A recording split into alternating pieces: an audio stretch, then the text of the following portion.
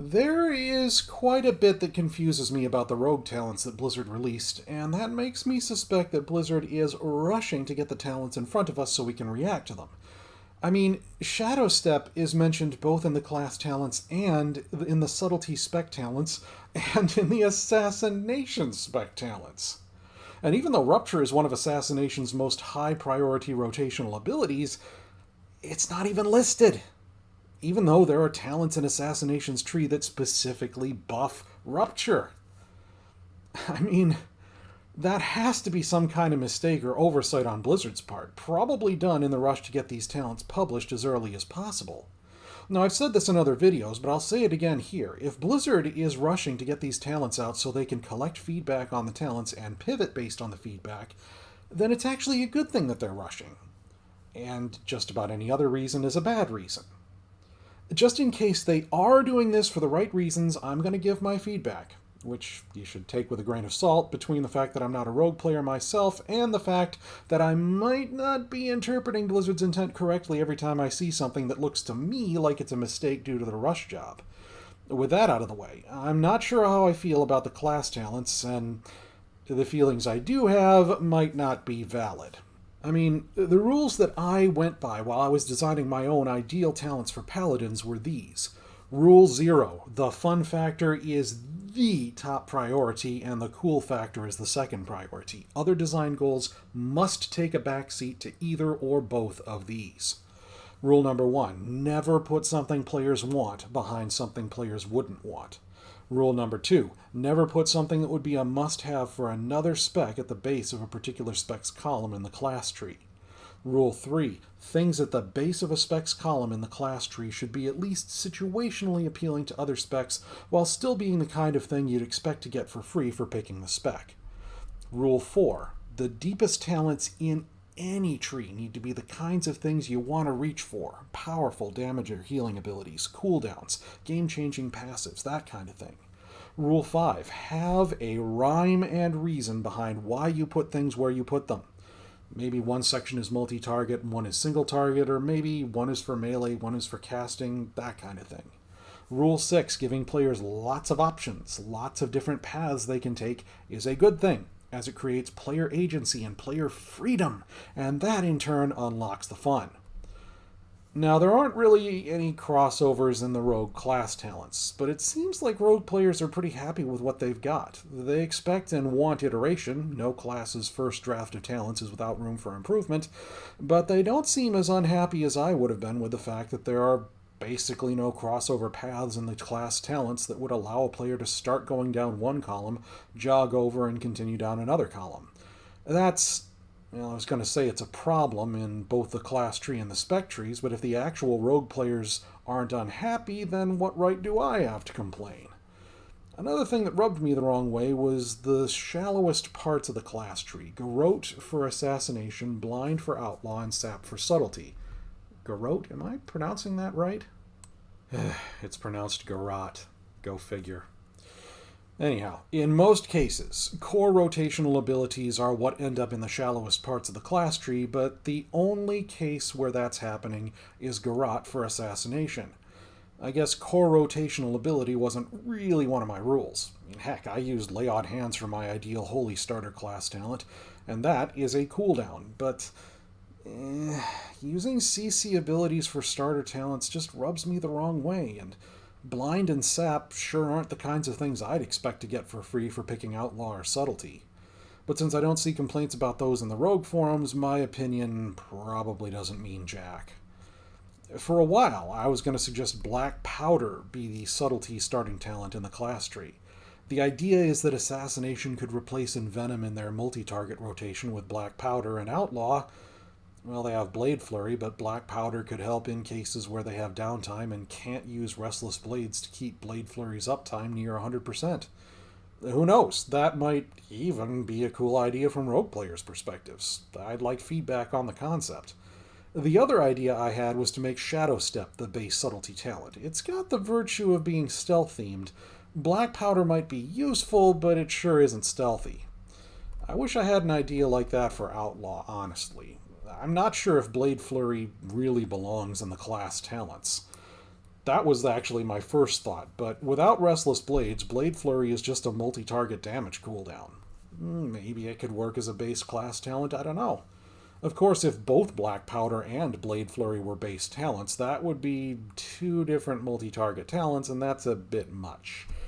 When I was designing the Paladin class talents, I actually deliberately put Hammer of the Righteous and Shield of the Righteous buffing talents in Protections column, which were both multi-target abilities, and then I filled up Retributions column with single-target abilities like Hammer of the Wrath, Templar's Verdict, Justicar's Vengeance, and I believe Execution Sentence. Anyhow, there's gotta be variety in what players are presented with, and a two different multi-target base talent tier 1, that's not variety. Of course, all this is a moot point if rogue players are happy with having Blind and Sap as the base talents for Outlaw and Subtlety respectively. Personally, I'd have made those baseline, but, well, my opinions aren't as important as theirs. As far as deeper in the tree goes, I feel like more crossovers, even if there are only a few, would be a smart idea. As it is, to get the Marked for Death talent, you'd have to commit to the Subtlety path quite a ways, when that was a talent that any rogue could get in Shadowlands. At least Vigor and Deeper Stratagem can be obtained in at least 2 different ways each, but again, the fact that the number is 2 instead of 3 is a step backwards in terms of accessibility from what we had in Shadowlands. And this isn't an inevitability of the talent system either. There are ways these talents could be made more accessible with more crossover paths. All this being said, the talents I do see in the class tree make sense overall. Leeching Poison, Iron Stomach, Alacrity, and Prey on the Weak are some nice passives to name just a few. But speaking of passives, I was a bit surprised that almost all the direct damage active abilities are in the spec trees, and very few are in the talent trees. Garrote and Echoing Reprimand are the only ones. Maybe that's simply because Rogue's rotations share few abilities. Rupture is there in both Subtlety and Assassination, and Slice and Dice and Ambush are used across the board, but the Builders and Spenders are generally different. So I suppose it makes a kind of sense that the most direct damage abilities that appear are in the talents that would be spec-specific instead of in the class tree. At least some Shadowlands Covenant abilities are making a comeback. Sepsis is there in all 3 specs trees, which makes you wonder why it isn't in the class tree, and Flagellation even made it into Subtlety's tree. Subtlety's tree seems to have some rhyme and reason in that multi-target abilities get buffed on the right-hand side, the middle seems to be about buffing cooldowns, and the left is about single-target damage. There's exceptions to this. The buffs for Eviscerate are on the right, for instance, and there are cooldown buffs on the left. What I find weirdest of all is that Flagellate, a single-target damage ability, is the deepest talent in the AoE talent section. I can't help but wonder whether it would be better to have more localized rhyme and reason like the Shadow Priest tree does, grouping together the multi-target talents and Eviscerate talents in 2 different paths that can be exited and entered at will. And maybe Flagellation should be an option at the deepest part of the single-target path, or maybe it should be better connected with more than one path that can lead to it. For that matter, Deeper Stratagem is deep in the multi-target path. And if you're not committed to the multi-target path, you won't get Deeper Stratagem. I can't help but wonder if it would have been better to have Deeper Stratagem more connected, say by giving it paths from Cloaked in Shadow and Fade to Nothing, or maybe even better, what if Deeper Stratagem were in the class tree instead of the spec tree? Oh wait, it is! Well, this leaves me scratching my head about how to interpret this. Is it simply a mistake, and will something else take Deeper Stratagem's place in Subtlety's 8th tier? Or are they actually thinking about letting Subtlety get their hands on 7 combo points? I mean, I know their mastery is all about finishing moves, but come on! One last note about Subtlety. Some classes are getting a new ability or 2, and some aren't. The Shadow Mist passive is almost like getting a new ability, and to be honest, I think every spec ought to have at least one new ability to keep the expansion interesting, and Shadow Mist, well, it's close to getting one. But moving on to the Outlaw tree, one talent that caught my eye in the deepest part of Outlaw's tree was Greenskin's Wickers. That talent causes Between the Eyes to boost pistol shots damage. That's going to bump pistol shot's priority up, at least in a few cases. Heck, if the damage buff stacks multiplicatively, it might even encourage players to hold off on using Between the Eyes until and unless they get a pistol shot boosting damage buff from Sinister Strike. Probably the damage boost won't stack multiplicatively, though. A 450 damage boost would be a bit much. Even without that, there's no way this won't change the priorities. The people at Icy Veins sure have their work cut out for them. I'm trying to find some rhyme and reason in the Outlaw tree, but unfortunately, I'm not finding it. The right-hand side has a lot of gun talents and blade flurry talents, but those aren't exactly synergized. I guess they have this in common, though. They're abilities you don't get to use all that often, so I guess they have some theme to them after all. The middle seems to be about finishers, and the left-hand side seems like it's about building combo points. So I guess Outlaw does have pretty decent rhyme and reason overall. Seeing that the Restless Blades passive is deep as tier 4, that gives me mixed feelings. I kind of feel like must-have core abilities and passives for the spec shouldn't really be that deep in the tree and should be at deepest at tier 3, unless they're like really powerful cooldowns or something like that. But then again, Adrenaline Rush and Roll the Bones come before that, and I'd expect those to be pretty much mandatory as well. So maybe it's okay that Restless Blades are that deep. Plus, the fact that all Outlaw rogues are going to go at least to tier 4 in the middle opens up the middle path a bit towards the Float Like a Butterfly talent that adds defensive cooldowns to Restless Blade's effect, and that wowhead doesn't seem to have in its database yet. And towards other talents like Deeper Stratagem. What in the frickin' maw is it doing here in the Outlaw talents?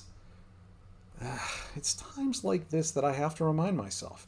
It's good that Blizzard is rushing to get these trees to us so we can react earlier rather than later. Assuming that's their intent, of course. Anyhow, there's some nifty looking stuff still connected to Rolled the Bones and Restless Blades, so there's rhyme and reason and good thematic flow in that part of the tree.